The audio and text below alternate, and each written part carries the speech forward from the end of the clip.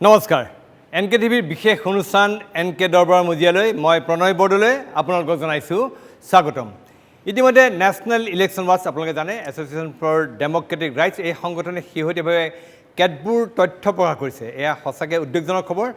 তেওঁলোকে প্ৰকাশ কৰা তথ্য অনুসৰি বৰ্তমান নৰেন্দ্ৰ মোদী মন্ত্ৰীসভাৰ যিসকল মন্ত্ৰী আছে ৭৮গৰাকী মন্ত্ৰী, এই মন্ত্ৰীসকলৰ ৪২% বিৰুদ্ধে আছে অপৰাধমূলক গোচৰৰ তেওঁলোকৰ বিৰুদ্ধে গোচৰ পঞ্জীভূত হৈ আছে। ঠিক সেইদৰে আমাৰ মন্ত্ৰীসভাৰ ৯০% মন্ত্ৰীয়েই কোটিপতি, অৰ্থাৎ তেওঁলোকৰ প্ৰত্যেকৰে যদি গড় হিচাপত ধৰা যায় তেওঁলোকৰ আয় আছে তেওঁলোকৰ প্ৰায় ১৬ কোটিৰ অধিক টকা তেওঁলোকৰ আছে প্ৰত্যেকজন মন্ত্ৰীৰ বিৰুদ্ধে। আনহাতে আমি দেখিবলৈ পাইছোঁ যে মহিলাৰ সংখ্যা মাথোন ১১গৰাকী, অৰ্থাৎ গোটেই যদি শতাংশ হিচাপত ধৰা যায় তেনেই নগণ্য। যিটো কথা কৈ অহা হৈছে ইমান দিনে কংগ্ৰেছ বিজেপি সকলোবিলাক দলে কৈ আহিছে ১/৩ মহিলাৰ কাৰণে আসন সংৰক্ষণ, ৩৩% আসন সংৰক্ষণ, সকলোবিলাক আচলতে এক প্ৰকাৰ ধোঁৱা চাঙত তুলি থোৱা হৈছে। এই গোটেইবিলাক কথা সামৰি এই গোটেইবিলাক উদ্বেগজনক দি অৰ্থাৎ অপৰাধী নহ'লে আজিকালি নিৰ্বাচন খেলা সম্ভৱ নহয় নেকি, পইচা নহ'লে ইলেকশ্যন খেলিব নোৱাৰে নেকি, এই সকলোবিলাক বিষয় আজি আমি আলোচনা কৰিম। আমাৰ সৈতে ষ্টুডিঅ'ত আছে, মই পৰিচয় কৰাই দিছোঁ, আমাৰ সৈতে পাৰ্থ হাজৰিকা সাংবাদিক, আমাৰ সৈতে মানৱ ডেকা বিজেপি দলৰ বিধায়ক আছে, ৰামপ্ৰসাদ শৰ্মা অধিবক্তা, লগতে কংগ্ৰেছ দলৰ প্ৰাক্তন সাংসদ আছে, আমাৰ সৈতে ভাস্কৰদেৱ কোঁৱৰ অধিবক্তা গুৱাহাটী উচ্চ ন্যায়ালয়, আৰু আমাৰ সৈতে পোনপটীয়া সম্প্ৰচাৰত সংযুক্ত হ'ব অজিত কুমাৰ ভূঞা বৰ্তমানৰ ৰাজ্যসভাৰ সাংসদ, তাৰ লগত থাকিব মাইনী মহন্ত সাংবাদিক, আৰু থাকিব যোৰহাটৰ পৰা আৰিফুল হুছেইন, তেখেত হৈছে নেশ্যনেল ইলেকশ্যন ৱাটছৰ, তেখেত হৈছে আমাৰ অসমৰ তেখেত হৈছে কনভেনৰ। মই এই গোটেই বিষয়টোলৈ আমি আলোচনা কৰিম, কিন্তু তাৰ পোনে পোনে মই তচুদ্দুক আৰিফুল হুছেইন তেখেতৰ ওচৰলৈ গৈছোঁ। মই হুছেইন ডাঙৰীয়া, মই আপোনাক স্বাগতম জনাইছোঁ।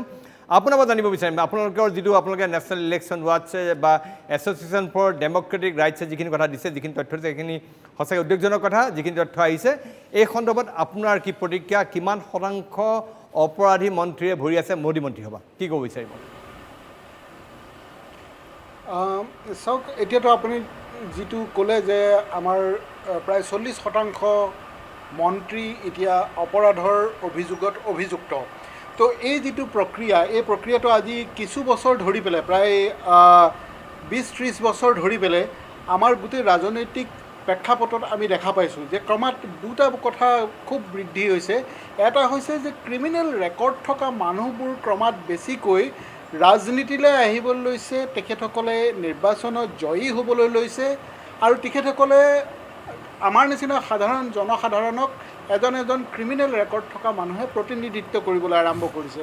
দ্বিতীয় যিটো বিষয় সেইটো হৈছে যে অত্যন্ত ধনী মানুহবোৰ আমাৰ প্ৰতিনিধি হ'বলৈ গৈছে, ফলত ক্ৰমাৎ আমাৰ যিটো অৱস্থা, সাধাৰণ জনসাধাৰণৰ যিটো অৱস্থা তাৰ সলনি হোৱাৰ পৰিৱৰ্তে ক্ৰমাৎ আমাৰ ধনীসকলৰ অৱস্থাৰ খুব ভাল ধৰণে পৰিৱৰ্তন হৈছে, কাৰণ তেখেতসকলে কেৱল মাত্ৰ ধনী মানুহখিনিকে ৰিপ্ৰেজেণ্ট কৰিছে।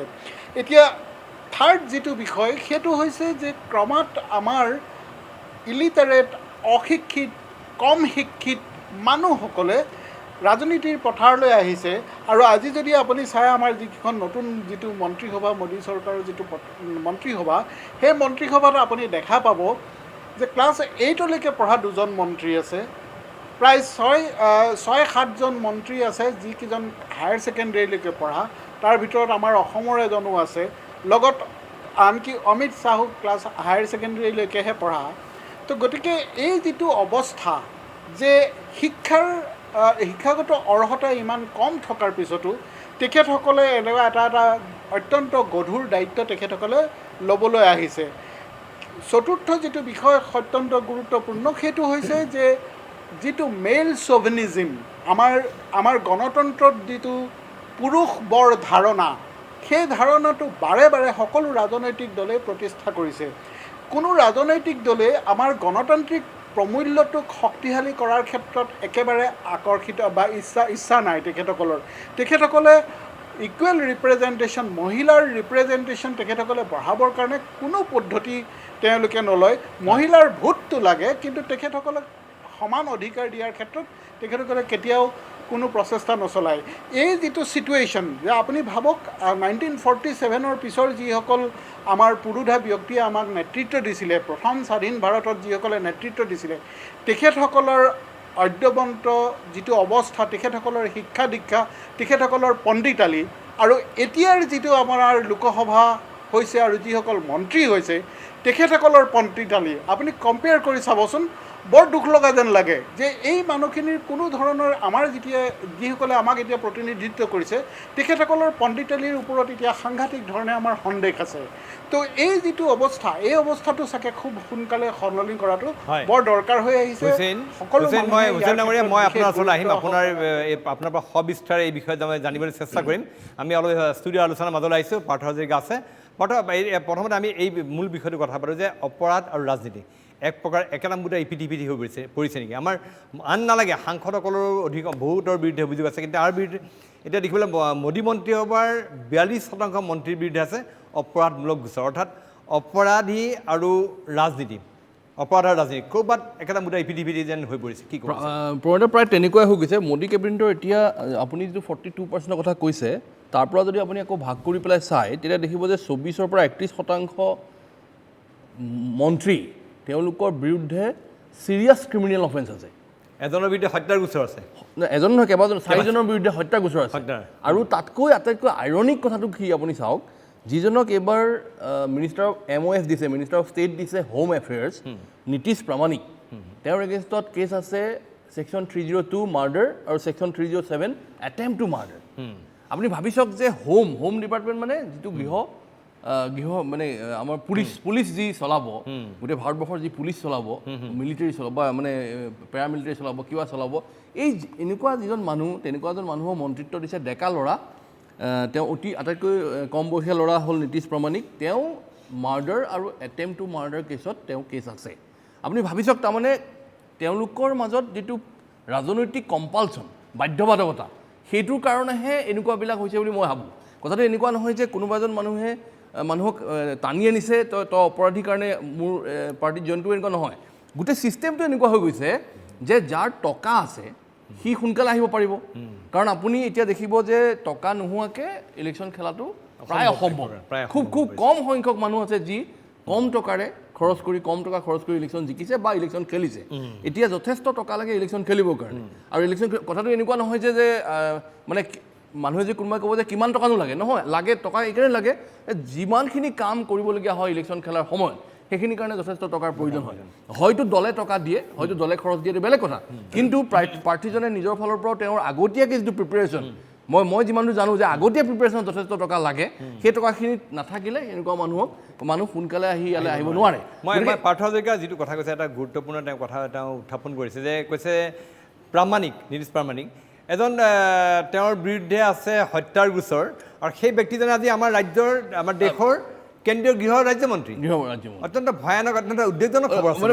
কথাটো ভাবিলে আচৰিত নালাগে যে আমি মানে আপোনাৰ মোৰ নিচিনা সাধাৰণ মানুহ এজনৰ যদি পুলিচৰ ওচৰলৈ যোৱা সৰু কেছ এটাও হয়, আমি যথেষ্ট মানে অতি লজ্জাটো পামেই, আমাৰ ভয় লাগিব, কিবা হ'ব, আমাৰ ভৱিষ্যত কি হ'ব, এইবিলাক চিন্তা হ'ব।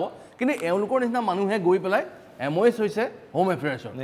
সেইটোৱে হ'ল ভাৰতবৰ্ষৰ গণতন্ত্ৰৰ আটাইতকৈ দুখৰ কথাটো হ'ল তাত। সঁচাকৈ প্ৰশংসা আমাৰ গণতন্ত্ৰৰ বাবে। মই আহিম আপোনাৰ ওচৰত। মই মানৱ ডেকা আৰু RP শৰ্মা দুয়োগৰাকী আমাৰ মাজত ৰাজনীতিবিদ আছে, মই তেওঁলোকৰ ওচৰত যাম। কিন্তু তাৰ আগতে মই ভাস্কৰ দেৱ কোঁৱৰৰ ওচৰত আহিছোঁ। ভাস্কৰ দেৱ কোঁৱৰ, আপুনি কিদৰে প্ৰতিক্ৰিয়া প্ৰকাশ কৰিব যে অপৰাধ আৰু ৰাজনীতি এক প্ৰকাৰ একেটা মুদ্ৰাৰ ইপিঠি হৈ পৰা যেন অনুভৱ হৈছে? আপোনাৰ কি ক'বলৈ আছে প্ৰাৰম্ভিক প্ৰতিক্ৰিয়া? চাওক, আইনত এটা কথা আছে কি a man is presume to be innocent until prove guilty. তেওঁৰ এগেইনষ্টে অপবাদ থাকিব পাৰে বা এলিগেশ্যন হ'ব পাৰে যে তেওঁৰ ক্ৰিমিনেল ৰেকৰ্ড আছে বা ক্ৰিমিনেল এণ্টিচিডেণ্টছ আছে।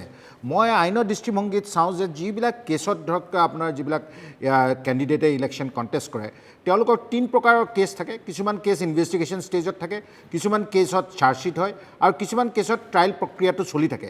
যেতিয়ালৈকে তেওঁক লিগেলি কনভিক্টেড নকৰে, আমাৰ ভাৰতীয় আইন ব্যৱস্থাটোত তেওঁক ইলেকশ্যন খেলাৰ পৰা বাধা দিব নোৱাৰে। সেই গতিকে কি কৰিছে সুপ্ৰিম কোৰ্ট আৰু ইলেকশ্যন কমিশ্যন অফ ইণ্ডিয়াই কিছুমান নটিফিকেশ্যন বা জাজমেণ্টৰ থ্ৰু দি এতিয়া বৰ্তমান যিটো পৰিস্থিতিত তাত যিসকল কেণ্ডিডেটে ইলেকশ্যন খেলিব, তেওঁলোকৰ যিবিলাক ক্ৰিমিনেল ৰেকৰ্ড আছে সেইবিলাক গোটেই নিউজ পেপাৰৰ পৰা আৰম্ভ কৰি বাতৰি কাকতত তেওঁলোকে পাব্লিছ কৰিব লাগিব, ডিটেইল আকাৰত দিব লাগিব, আৰু পলিটিকেল পাৰ্টিবিলাকো জাষ্টিফাই কৰিব লাগিব যে এজন ক্ৰিমিনেল ৰেকৰ্ড থকা মানুহক কিয় টিকেটটো দিয়া হ'ল, আৰু য'ত এজন ভাল লোক বা এজন ডিচেণ্ট মানুহক দিব পাৰিলেহেঁতেন কিয় নিদিলে, এইটো তেওঁলোকে জাষ্টিফাই কৰিব লাগিব।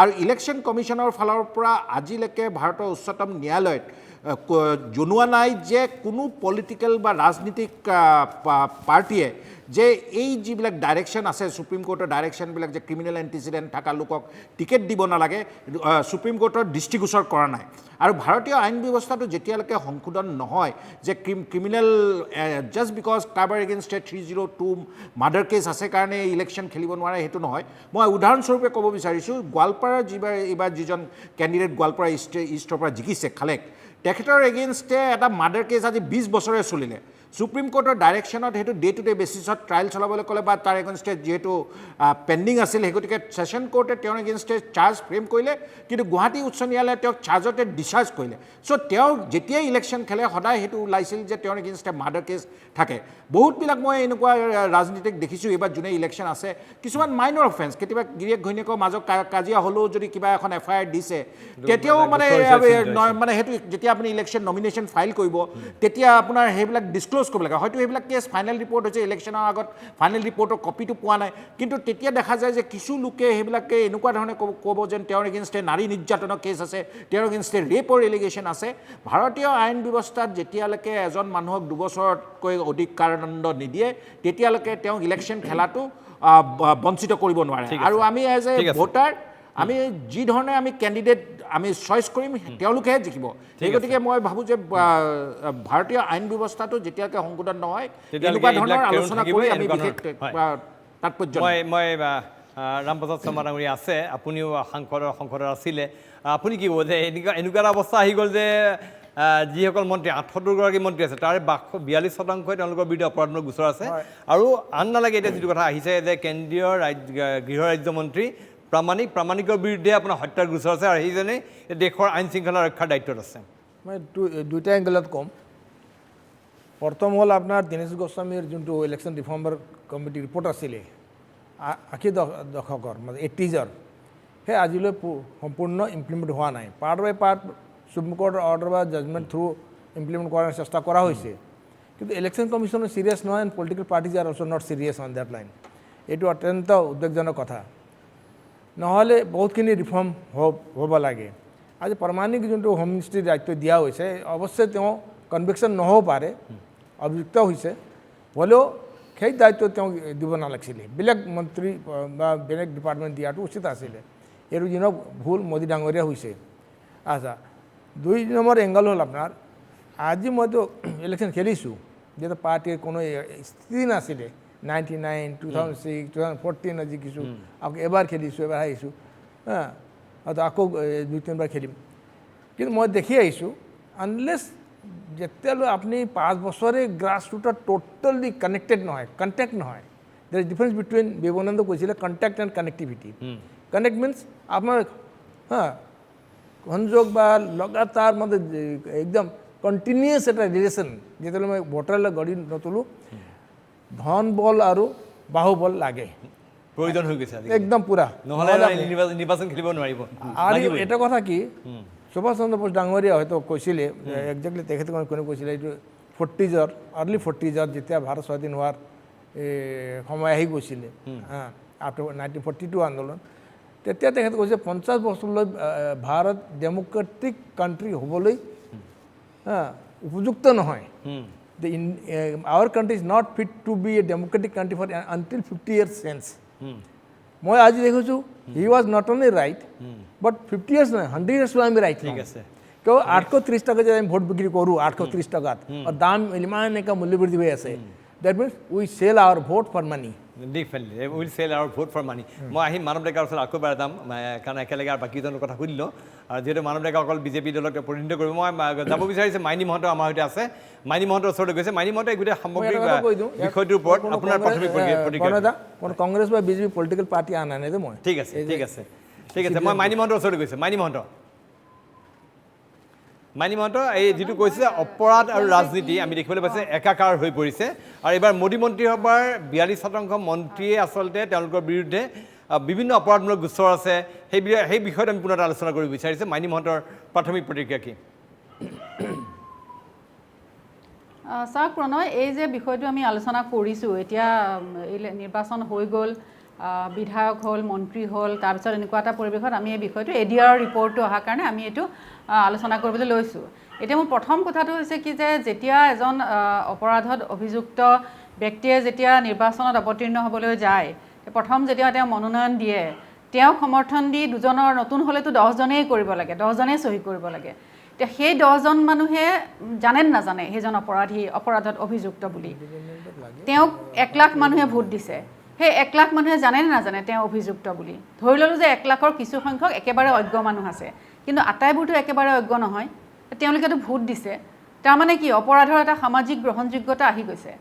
প্ৰণয়, মোৰ এটা কৌতুক মনলৈ আহিছে যে আগতে আছিলে যে যেতিয়া সেই ৰাম শৰ্মাহঁতৰ দিনৰ কথা কৈছোঁ, যেতিয়া চাইকেলৰ মানে পাতি চাইকেলৰ কেৰিয়াৰত উঠি পেলাই কেম্পেইন কৰিবলৈ গৈছিল, তেতিয়া তেনেকুৱা এজন যদি অতি সাধাৰণ সাজ পোছাকৰ বাহন হিচাপে হয়তো এখন চাইকেল বা গাড়ী আছে যদিও এখন ভঙা চিঙা গাড়ী লৈ যেতিয়া গাঁৱে গাঁৱে যেতিয়া কেম্পেইনত যায়, তেতিয়া মানুহবিলাকৰ মন্তব্য আছিল এনেকুৱা যে দেখিছা সেই মানুহজন কিমান সৎ, কিমান ভাল মানুহ, সেইকাৰণে তেওঁ আজি এয়া পোছাক এয়া চাইকেল লৈ এনেকৈ প্ৰচাৰ কৰিব লগা হৈছে, তেওঁ সৎ মানুহ। আৰু এতিয়া যদি তেনেকৈ এজন মানুহ যায় যে বিলাসী গাড়ী নোহোৱাকৈ খুব তেনেকৈ ধৰণে অপৰিপাটি সাজ পোছাক বা এখন চাইকেল, এতিয়া মানুহে কয় ই বেটাই নিজেই খাব পৰা নাই, আমাক কি খুৱাব? গতিকে যদিও এইটো কৌতুক, এইটো আচলতে অপৰাধৰ এটা সামাজিক গ্ৰহণযোগ্যতা এই কথাটোৱে প্ৰমাণ কৰিছে। আমি মান্যতা দিছোঁ অপৰাধক। সেইকাৰণে আচলতে যেতিয়া নিৰ্বাচনৰ আগে আমাৰ নিৰ্বাচনসমূহৰ আগে কোনোবা নিৰ্বাচনৰ প্ৰাৰ্থীয়ে টকা বিলাইছে, টকা বিলোৱাৰ ভিডিঅ' ভাইৰেল হৈ গৈছে, কিন্তু একোতো তাত মানে তেওঁৰ তাততো একো ক্ষতিক্ষুণ হোৱা নাই যে পইচা লাগে কৰিছে, মহিলাই ছাৰ আমাক দিয়ক কৰিছে, তেওঁ পইচা বিলাইছে, তাৰপিছতো তেওঁ বিপুল ভোটত জয়ী হৈ আহিছে। গতিকে সেই মই ভাবোঁ যে আমাৰ আচলতে গণতন্ত্ৰ খুব নতুন হৈ আছেতো, মানে 70 বছৰীয়াহে আমাৰ গণতন্ত্ৰ, ভেৰি য়ং। গতিকে আচলতে পৰিপক্ক হ'ব লাগিব, নহ'লে মানে ৰাজনৈতিক সচেতনতাটো আমাৰ এতিয়াও অহা নাই বুলি মই ভাবোঁ। ঠিক আছে, আমি ধন দিয়া নিয়া এইবিলাক আমি আচলতে আমাৰ এক প্ৰকাৰ সামাজিক মান্যতা লাভ কৰিছে। অজিত কুমাৰ ভূঞা ডাঙৰীয়া আছে। ভূঞা ডাঙৰীয়া, আপুনি কি ক'ব যে আমাৰ বৰ্তমানৰ যিখন মন্ত্ৰীসভা আছে, কেন্দ্ৰীয় মন্ত্ৰীসভাখনৰ 42% মন্ত্ৰীৰ বিৰুদ্ধে আপোনাৰ অপৰাধমূলক গোচৰ আছে। ক'ৰবাত অপৰাধ আৰু ৰাজনীতি একাকাৰ হৈ পৰিছে নেকি? আপোনাৰ কি ক'বলগীয়া আছে? আপুনি কি ক'ব এই বিষয়টো? আপুনি সঠিকভাৱে কৈছে যে অপৰাধ আৰু ৰাজনীতি এতিয়া এটা মুদ্ৰাৰ ইপিঠি সিপিঠি। আজি যিটো প্ৰতিবেদনৰ ওপৰত আপুনি প্ৰশ্ন কৰিছে, ADR প্ৰতিবেদনখন, এইটোৱে আচলতে আমাৰ যিটো ধাৰণা, আমি এইবোৰ দেখিয়ে আছিলোঁ, চকুৰ আগত আমি দেখি আছোঁ, আমি আলোচনা কৰিছোঁ, কিন্তু এই প্ৰতিবেদনখনে তাৰ আৰু এটা গতি দিলে, আৰু সেই আমাৰ যিটো ধাৰণা আছিলে মানুহৰ বা সচেতন মহলে যিবোৰ কথা কৈ আছিলে তাক শুদ্ধ বুলি প্ৰমাণ কৰিলে যেনিবা, আৰু সেইটোৱে কথা। বাকী এইবোৰ কথা চকুৰ আগত দেখি থকা কথা। গতিকে ক্ৰিমিনেলাইজেশ্যন অফ পলিটিক্স এইটো ভাৰতবৰ্ষৰ ৰাজনীতিত বহুদিন ধৰি চলি আহিছে, আৰু এটা সময়ত এই লৈ পেলাই সংসদতো হুলস্থুল হৈছিলে, সমগ্ৰ দেশত এটা বিতৰ্ক হৈছিলে, আৰু তেতিয়া এই বিষয় লৈ পেলাই আয়োগো গঠন কৰা হৈছিলে, আৰু নেক্সাছ পলিটিচিয়ানছ আৰু ক্ৰিমিনেলৰ যি নেক্সাছ পুলিচ, এই নেক্সাছৰ বিষয়ে বহুত কথা কোৱা হৈছিলে, কিন্তু সেইবোৰ তেনেকৈ পৰি থাকিলে, একো নহ'ল। আৰু যোৱা 70 বছৰে আমি গণতন্ত্ৰত বহুত কথা কৈ থকা হৈছে, কিন্তু এতিয়া গণতন্ত্ৰ আচলতে গণতান্ত্ৰিক যিটো প্ৰক্ৰিয়া, সেই প্ৰক্ৰিয়াটো আচলতে এটা অভিজাত প্ৰক্ৰিয়ালৈ ৰূপান্তৰিত হৈছে। আজি নিৰ্বাচনবোৰত সকলোৱে দেখি আছে যে টকা পইচাৰ ভূমিকাই মুখ্য ভূমিকা হৈছে, ধনবল বাহুবল।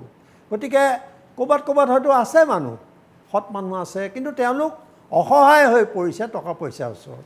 আৰু যদি কোনোবা আছেও, এজন হয়তো দুৰ্নীতিমুক্ত এজন মানুহ আছে, কিন্তু তেওঁ যিটো দলত থাকিব সেই দলটোৰ পৰা, আৰু সেইটো যদি শাসক দল হয়, তেতিয়াহ'লে দেখা যাব যে তেওঁ বহুত পইচা তেওঁৰ হাতত পৰিছে। গতিকে তেওঁ নিজেই ক'ব অসহায় হৈ যে মই টকা পইচা নহ'লে নিৰ্বাচন খেলিব নোৱাৰোঁ। কাৰণ আৰু আমাৰ মানুহেও সমাজত এই কথাবিলাক আমি গ্ৰহণ কৰাৰ দৰে হৈছে, আমাৰ মানুহেও যেন মানি লৈছে এই কথাবিলাক, কাৰণ মানুহেও এতিয়া টকা পইচা নহ'লে একো নাই বুলি ভাবে, আৰু টকা পইচালৈ আশা কৰি থাকি তেওঁলোকে অৱশেষত ভোটদান কৰে। এইবোৰ কথা আমি দেখিছোঁ। গতিকে একোজন মানুহ মন্ত্ৰী হোৱাৰ পিছত, বিধায়ক হোৱাৰ পিছত কিমান সম্পত্তি আহৰণ কৰিছে সেই কথাটো আমি দেখিছোঁ মই অজিত ডাঙৰীয়া ক্ৰিমিনেলৰ লগত আমি ধন বলৰ কথা পাতিম, কিন্তু মই এই অপৰাধৰ কথা পাতি আছোঁ। এই বৰ্তমান নৰেন্দ্ৰ মোদী মন্ত্ৰীসভাত যিগৰাকী গৃহ ৰাজ্যমন্ত্ৰী দায়িত্ব নতুনকৈ লাভ কৰিছে প্ৰামাণিক, এই প্ৰামাণিক বোলা যিজন ব্যক্তি যিজন মন্ত্ৰীৰ দায়িত্ব লাভ কৰিছে তেওঁৰ বিৰুদ্ধে হত্যাৰ গোচৰ আছে, তেওঁৰ বিৰুদ্ধে এটেম্প টু মাৰ্ডাৰ গোচৰ আছে। আপুনি নিজেও এজন সাংসদ, গতিকে এনেকুৱা এজন আপুনি যিহেতু সংসদত প্ৰতিনিধিত্ব কৰে, সংসদৰ মজিয়াত আপুনি এনেকুৱা এজন ব্যক্তিক আপোনালোকৰ লগৰ সাংসদ তেওঁক আপুনি কেন্দ্ৰীয় গৃহ ৰাজ্যমন্ত্ৰী হিচাপে পাব, যাৰ বিৰুদ্ধে হত্যাৰ গোচৰ আছে। এই বিষয়টো আপুনি কিদৰে ল'ব, কিদৰে ব্যাখ্যা কৰিব? নাই, আপুনি ঠিকে কৈছে যে শতকৰা 40-42 ভাগ কথা কোৱা হৈছে এতিয়া। আগৰ ৰিপৰ্টবিলাকতো এইটো কথা কোৱা হৈছে। গতিকে এনেকুৱা মানুহবিলাকে এতিয়া সংসদ ভৰি পৰিছে, তাত আপুনি কি আশা কৰিব পাৰে? কি গণতন্ত্ৰ ৰক্ষা কৰিব বুলি ভাবিব পাৰে বা আমাৰ গণতন্ত্ৰ শক্তিশালী হ'ব বুলি ভাবিব পাৰে? যিগৰাকী ব্যক্তিৰ কথা কৈছে তেওঁ পশ্চিমবংগৰ, তেওঁ নিশ্চয় পশ্চিমবংগৰ, আৰু পশ্চিমবংগত যিবোৰ ঘটনা হ'ল সেইবোৰত তেওঁ এটা ডাঙৰ ভূমিকা আছিলে। আৰু তাতোতকৈ ডাঙৰ কথা যে তেওঁ মন্ত্ৰী হিচাপে শপত লোৱাৰ পিছত আনকি একেধৰণৰ ভাষা তেওঁ ব্যৱহাৰ কৰিছে। এজন দাম্ভিক, এজন অহংকাৰী আৰু এজন ক্ৰিমিনেলে যি ধৰণৰ ভাষা ব্যৱহাৰ কৰে বা তেওঁ আগতে যি ধৰণৰ ভাষা ব্যৱহাৰ কৰিছিলে, মন্ত্ৰী হোৱাৰ পিছতো তেওঁ তেনেধৰণৰ ভাষা ব্যৱহাৰ কৰিছে। গতিকে তেওঁ এইটো সুবিধা ক'ত পালে? গতিকে গোটেই চৰকাৰখনে, ক'বলৈ বেয়া লাগে যে 14 চনৰ পৰা আমি এই কথাবিলাক বেছি হোৱা দেখিছোঁ, তাৰ প্ৰকোপ বেছি দেখিছোঁ। কাৰণ ক্ৰিমিনেলসকলে টকা পইচা, এতিয়া ৰাজনীতিবিদৰ আঁৰত একোজন ডাঙৰ ডাঙৰ ব্যৱসায়ী থাকে, আৰু সেই ব্যৱসায়ীসকল বহু সময়ত ক্ৰিমিনেল এক্টিভিটিজৰ লগত জড়িত হৈ থাকে। আমি বিভিন্ন ৰাজ্যত, আমাৰ আনকি অসমতো এটা সময়ত বহুত অৱস্থাটো ভাল আছিলে, কিন্তু এতিয়া আমি অসমতো দেখিছোঁ যে এইটো নেক্সাছ যিটো সম্পৰ্ক ক্ৰিমিনেলৰ লগত বিজনেছমেনৰ যিটো সম্পৰ্ক, আৰু বিজনেছমেনবিলাক বহু অৰ্থত অন্য ধৰণে চিধি মাৰ্ডাৰ কৰাজনে এজন ক্ৰিমিনেল নহয়, যিটো সামাজিক তেওঁৰ ভূমিকা, তেওঁৰ যিটো লুণ্ঠন প্ৰক্ৰিয়াৰ লগত তেওঁ যি ধৰণে জড়িত থাকে সেইটো এটা ক্ৰিমিনেল এক্টিভিটিজ। গতিকে আমি দেখোঁ যে ৰাজনীতিলৈ তেনেকুৱা মানুহবোৰ প্ৰৱেশ কৰে। ঢেৰ টকা পইচা হোৱাৰ পিছত, ক্ৰিমিনেল এক্টিভিটিজত হাত পকোৱাৰ পিছত তেওঁ লাহেকৈ ক্ষমতালৈ পোনপটীয়াকৈ আহিব খোজে। যদি আহিব নোৱাৰেও তেতিয়াহ'লে তেওঁ ৰাজনীতিবিদ এজনৰ আঁৰত থাকে আৰু সেই ৰাজনীতিবিদজনক টকা পইচা দি তেওঁৰ কামত ব্যৱহাৰ কৰে। আপুনি আজি অসমতো দেখিব। গতিকে টকা পইচা ক্ৰিমিনেলক ব্যৱহাৰ কৰি আৰু পুলিচৰ লগত ক্ৰিমিনেলৰ যিটো নেক্সাছ, সেইটো এটা ভয়ংকৰ অৱস্থা হৈছে। আৰু আজি দেখিব আপুনি যে এই ক্ৰিমিনেলৰ কাৰণে, এই বিজনেছমেনৰ এই সহায়ৰ কাৰণে একোজন বিধায়ক হয়, একোজন মন্ত্ৰী হয়, আনকি একোজন মুখ্যমন্ত্ৰী পৰ্যন্ত হয়। এইটো সমগ্ৰ ভাৰতত এতিয়া এটা আটাইতকৈ গণতন্ত্ৰৰ কাৰণে এটা দুৰ্ভাগ্যজনক। হয়, ধন্যবাদ। মই আপোনাৰ ওচৰত আকৌ এবাৰ যাম। মই মানৱ ডেকাৰ ওচৰলৈ আহিছোঁ যে গোটেই সামগ্ৰিকভাৱে যিখিনি কথা বতৰা আহিছে, গোটেইখিনি কথা আপোনালোকৰ দলৰ বিৰুদ্ধে আহিছে। নৰেন্দ্ৰ মোদী মন্ত্ৰীসভাত ক'লোঁ যে কেইবাজনো মন্ত্ৰীৰ বিৰুদ্ধে এনেকুৱা আনকি হত্যাৰ গোচৰ পৰ্যন্ত গোচৰ আছে। আপুনি এই গোটেই বস্তুটো কি প্ৰত্যুত্তৰ দিব? প্ৰথমতে মোৰ এটা আপত্তি আছে, আপুনি আৰম্ভ কৰিছে অপৰাধী বুলি। আপুনি আৰম্ভ কৰিবলৈ অপৰাধজনিত গোচৰ থকা, অপৰাধমূলক গোচৰ। এতিয়া প্ৰশ্নটো হৈছে এই কথাটোত দুটা ছাইড আছে, এটা চিৰিয়াছ ছাইড আছে, এটা লাইটাৰ ৱেট চাব লাগিব। এতিয়া অজিত দাৰ লগত মোৰ ব্যক্তিগত সম্পৰ্ক খুব ভাল, ঠিক আছে। আজি যদি বিহাৰৰ বা কেৰেলাৰ ৰিপৰ্টাৰজনে ৰিপৰ্টিং কৰে যে দেশদ্ৰোহিতাৰ কেছ থকা অজিত ভূঞা ৰাজ্যসভা MP হ'ল, সেইটোতো আহিব পাৰে। কিন্তু যেতিয়া মই ব্যক্তিগতভাৱে অজিত দাৰ লগত বহু মোৰে চকু পানী ওলাই যে এটা চৰকাৰী শাসক যন্ত্ৰই অজিত দাৰ ওপৰতো 40টামান কেছ লগাইছিলে নে নাই কওক? মই সেইটো ব্যক্তিগতভাৱে জানো কাৰণে মোৰ চকু পানী ওলাই তেওঁ যেতিয়া দুখৰ কাহিনীবিলাক কয়। কিন্তু যেতিয়া আপুনি সেই চেণ্টাৰ ফৰ যোনে আছে তাততো তেওঁৰ নামটোতো থাকিব। আজি ৱেষ্ট বেংগলত কি হৈছে, মমতা বেনাৰ্জীয়ে যিটো ধৰণে বিজেপি আৰু মমতা বেনাৰ্জীত কনফ্লিক্ট হৈছে, প্ৰমাণিকবিলাক মানুহ তাত প্ৰমাণিক নহয়। আপুনি ৱেষ্ট বেংগলৰ যিকোনো এজন বিজেপি লিডাৰৰ নাম প্ৰফাইলটো উলিয়াই লওক, 302, 307 কেছ আছে। সেইটো ৰাজনৈতিকভাৱে ষড়যন্ত্ৰ কৰা কথা। বিভিন্নজন এতিয়া চেণ্টাৰ ফৰ ৱাটছ তেখেতে হুছেইন ডাঙৰীয়াই কৈছে, বাইনী বাইদেউ কৈছে অপৰাধী মোক অসমত কওকচোন কোনজন অপৰাধী ৰাজনীতিলৈ আহিছে, এজনৰ নাম কওক যে অপৰাধী হৈ ৰাজনীতিলৈ আহিছে। যেতিয়া আপোনাৰ গতানুগতিক জীৱনত মানুহৰ এগেইনষ্টত বিভিন্ন সময়ত বিভিন্ন ধৰণৰ কেতিয়াবা মনে সজা হয়, কেতিয়াবা পৰিস্থিতি সাপেক্ষে কেছ মোকৰ্দমা হয়, কিন্তু আমি তাৰ চিৰিয়াছনেছটো চাব লাগিব। কেনেকুৱা ধৰণৰ কেছ হৈছে, কিমান যদি পলিটিকেলি মটিভেটেড হয় বহুত কথা। এতিয়া তেখেতে নিউট্ৰেল উকিল হিচাপে কৈছে, তেখেতৰ পইণ্ট অফ ভিউটো বেলেগ। আৰ পি দা উকিল হিচাপেও কৈছে, পলিটিকেল এংগুল এটাও আৰ পি দা থাকিব, ডিনাই কৰিব নোৱাৰে। তেখেতে এজন জাৰ্নেলিষ্ট হিচাপে আমাক 24 ঘণ্টাই নিৰীক্ষণ কৰি আছে, তেওঁৰ এটা পইণ্ট অফ ভিউ বেলেগ হ'ব, আৰু যিজনে ছাৰ্ভেটো কৰিছে তেওঁৰ পইণ্ট অফ ভিউটো বেলেগ হ'ব। সেইকাৰণে মই কোৱা নাই যে অপৰাধী নহয় বুলি, কিন্তু সকলো কাৰোবাৰ এগেইনষ্টত কেছ থাকিলে কেছটো যাৰ তাৰ ওপৰত জাপি দিব পাৰিব। আপোনালোকে যদি যে কেছ থাকিলে ইলেকশ্যন বন্ধ কৰা হয়, যিসকল যিবিলাক গোচৰ সকলোবিলাক ভুৱা গোচৰ, মইতো সেইটো কোৱা নাই, কিন্তু আপোনালোকেতো জেনেৰেলাইজ কৰি দিছে, চব চিৰিয়াছে বুলি কৈ দিছে। আপোনালোকে আলোচনাটো কেনেকৈ কৰিছে? আপোনালোকেতো কোৱা নাই যে এইখিনি চিৰিয়াছ গোচৰ, এইখিনি ভুৱা গোচৰ, এনেকৈ কৰিছে নেকি? আপোনালোকে অপৰাধী বুলি আৰম্ভ কৰিছে, তেতিয়াতো মই ডিফেণ্ড কৰা ৰাইট আছে। কাৰোবাৰ বিৰুদ্ধে হত্যাৰ গোচৰ, কাৰোবাৰ বিৰুদ্ধে এটেম্পট টু মাৰ্ডাৰ, মই ক'লো বেংগলৰ এতিয়া অজিত দাৰ এগেইনষ্টত ছেডিশ্যন কেছ আছিলে, তো হয় নেকি? আপুনিতো জাৰ্নেলিষ্ট, অজিত দাক অত্যাচাৰ কৰা হৈছিলে নে নাই সেইটো কওক। অজিত দাই মানি লয় নে নহয় যে তেওঁৰ ওপৰত শাসকজনতে অত্যাচাৰ কৰিছিলে নে নাই এটা সময়? কিন্তু আজি যদি কেৰালাৰ পৰা ৰিপৰ্টিং কৰে কোনোবা এটা চেণ্টাৰে, তেতিয়া ক'ব যে অসমত এজন ৰাজ্যসভা সাংসদ দেশদ্ৰোহৰ কেছত থকা মানুহ। কেৰালাৰ পৰা শুনা, এইটো নেশ্যনেল আপুনি আজি মই ইয়াত আলোচনা মই প্ৰমাণিকৰ আলোচনাটো আমি অসমৰ পৰা কৰি আছোঁ কাৰণে কৈছোঁ, প্ৰমাণিকৰ আলোচনাটো আপুনি বেংগলত গৈ কৰক না, তেতিয়া গম পাব ৰিয়েলিটিটো কি। বেংগলৰ প্ৰতিজন বিজেপিৰ মন্ত্ৰী, সাংসদ, বিধায়কৰ বিৰুদ্ধে ক্ৰিমিনেল কেছ ৰেজিষ্টাৰ কৰা। তাৰমানে আপুনি ক'ব বিচাৰে বিধায়কসকল, আপুনি আৰম্ভ কৰিছে দাদা, আপোনালোকে আৰম্ভ কৰিছে যে অপৰাধী বুলি, তেতিয়া মইতো ডিফেণ্ড কৰিব লাগিব ন দাদা। তাৰমানে জেনেৰেলাইজ কিয় কৰি দিয়ে? আজি অসমত কোনজন অপৰাধী এমএলএ হৈছে মোক কওকচোন? বোলে অপৰাধীৰ পৰা জেলৰ পৰা ওলাই কনভিকশ্যন হৈ জেল খাটিয়াই।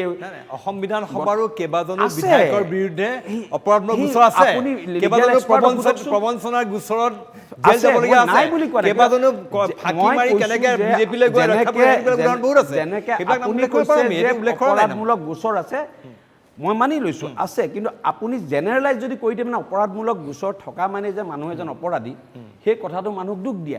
আজি অজিত দা আমাৰ কাৰণে ত্যাগৰ প্ৰতীক, সুশীত নিষ্পেষিতৰ প্ৰতীক, হয় নহয়? এটা লেফটিষ্ট আন্দোলনৰ তেওঁ নেতৃত্ব লোৱা মানুহ। আজি অজিত দাক যদি কোনোবাই কেনেকৈ কয়, তেওঁৰ অন্তৰ দুখ নালাগিব জানো? মই নিজে, আপোনাৰ দুখ লাগিব নাই?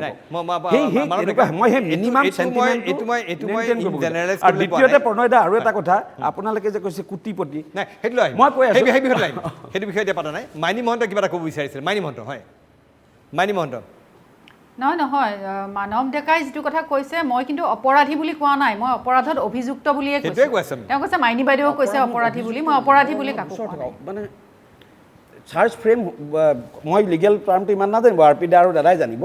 মানে আমি অলপ কওঁতে বেছি ব্যক্তিগতভাৱে কৈ দিওঁ, কথাবিলাক এনালাইচিছ নকৰোঁ। দাদা অলপ কৈ দিয়কচোন আপুনি কথা। চাওক, মই অজিত দা যেতিয়া জেলত সোমাইছিল, মই তেতিয়া কনিষ্ঠ অধিবক্তা হিচাপে অজিত দাৰ এগেইনষ্টে দেশত দ্ৰোহীৰ পৰা আৰম্ভ কৰি গোটেইবিলাক ক্ৰিমিনেল ৰেকৰ্ড আছিল, আৰু অজিত দাৰ কাৰণে তেতিয়া তেওঁ সহকৰ্মীসকলে কেনেকৈ তেওঁক পিঠিত চুৰি মাৰিছিল, আমি সেইটো সেই সময়ত দেখি পেলাই আমি আচৰিত হৈছিলোঁ। কিন্তু অজিত দাৰ এগেইনষ্টে যিহেতু ক্ৰিমিনেল ৰেকৰ্ড আছিল, মই সেইটোতে প্ৰথমতে কৈছোঁ, কাৰোবাৰ এগেইনষ্টে ক্ৰিমিনেল এণ্টিচিডেণ্ট বা ৰেকৰ্ড থকা মানে দোষী নহয়।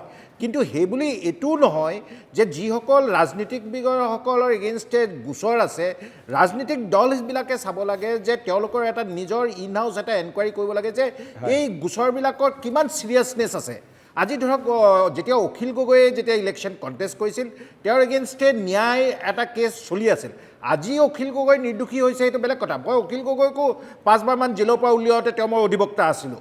সেই গতিকে গোচৰ থাকিলে বা চিৰিয়াছনেছটো থাকিলে তেনেকৈ যদি আমি একেটা ব্ৰাছেৰে চবকে ব্ৰাছ কৰিবলৈ যাওঁ, তেতিয়া দিগদাৰী হ'ব।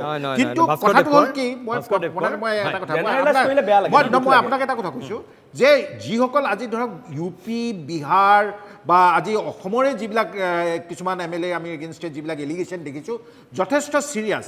ইয়াৰ উপায়টো কি? মোৰ কথাটো হ'ল কি যে আদালতে যিসকল, যেনেকৈ সুপ্ৰিম কোৰ্টে ডিৰেকশ্যন দিছিল যে ডে টু ডে বেচিছত ট্ৰায়েলটো চলাই পেলাই এইবিলাক গোচৰ কিয় নিষ্পত্তি নকৰে? চৰকাৰৰ ফালৰ পৰা কিয় এনেকুৱা ফাষ্ট ট্ৰেক কোৰ্ট বা এনেকুৱা স্পীডি ট্ৰায়েলৰ ব্যৱস্থা নকৰে যে ৰাজনীতিকৰ কাৰণে যিবিলাক গোচৰ আছে? কাৰণ তেওঁলোকে আজি যোনে আইন ভংগ কৰি পেলাই আজি এছেম্বলি বা পাৰ্লিমেণ্টত যাব, কাইলৈ তেওঁলোকে আইন বনোৱাত সহায় কৰিব। আৰু সেই হিচাপে চাবলৈ গ'লে অসমৰ মুখ্যমন্ত্ৰীৰ এগেইনষ্টো গোচৰ থকাৰ বুলি এলিগেশ্যন আছে।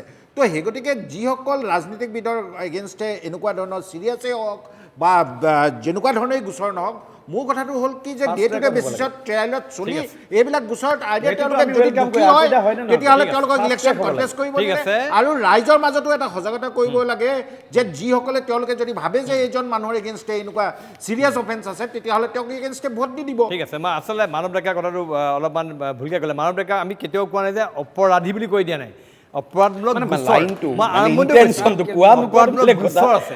এই গোচৰ intentionটো এনেকুৱাকে আৰু এটা কথা এইটো কথা দাদা, আপুনি যিমান নকওক প্ৰত্যেকটা মই অকল আপোনাৰ বিজেপি বুলি কোৱা নাই কি কংগ্ৰেছ কি বিজেপি কি এজিপি চবেই কি? সকলোতে একে সকলোতে কিন্তু অপৰাধী আমি অকল preference ফাষ্ট পৰা ট্ৰেক পৰি কোৰ্টত গৈছে। যিটো দাদাই ক'লে সকলো যে অপৰাধী preference তেতিয়া পৰা দুই পৰি গৈছে। পক্ষৰ এইটো কাৰণে হৈ ভাল। আছে আপোনাৰ। সদায় এইটো ফাষ্ট অস্বীকাৰ ট্ৰেক কৰিব কোৰ্টত নোৱাৰে। হ'ব লাগে ডেইলি হিয়াৰিং হ'ব লাগে তেতিয়া দুই পক্ষৰ কাৰণে ভাল কনফিউজন হৈছে অপৰাধী আৰু অভিযুক্ত ইংলিছতকৈ একিউজড Accused। যেতিয়া আপোনালোকৰ এগেইনষ্টে কেছ কিবা FIR হয় থানাত বা কোৰ্টতে তেতিয়া আপুনি একিউজড হৈ যায় মানে অভিযুক্ত হয় প্ৰুভ হোৱা নাই ট্ৰায়েল হোৱা নাই ডিচাৰ্জ হোৱা নাই নেইখনে, হয়। হা গতিকে যেতিয়া আপোনাৰ প্ৰুভ হৈ ট্ৰায়েল হৈ কনভিক্ট হ'ব তেতিয়া আপুনি অপৰাধী হ'ল ঠিক আছে। যেতিয়া অভিযুক্ত ডেট ইজ মাইনী মহন্ত ডাঙৰীয়া আনি ঠিকে কৈছে অভিযুক্ত ঠিক আছে আমি এই বিষয়লৈ he is আমি এই charged। বিষয়লৈ কথা পাতিম আৰু তাৰ লগতে আৰু এটা কথা পাতিবলগীয়া আছে যে বৰ্তমানৰ মন্ত্ৰীসভাৰ 90% কোটিপতি অৰ্থাৎ কোটিপতি হোৱাকলৈ আমাৰ আপত্তি নাই কিন্তু সাধাৰণ মানুহ সাধাৰণ লোক যিসকল কোটিপতি নহয় যিসকল সাধাৰণ সাংসদ তেওঁলোকে কিয়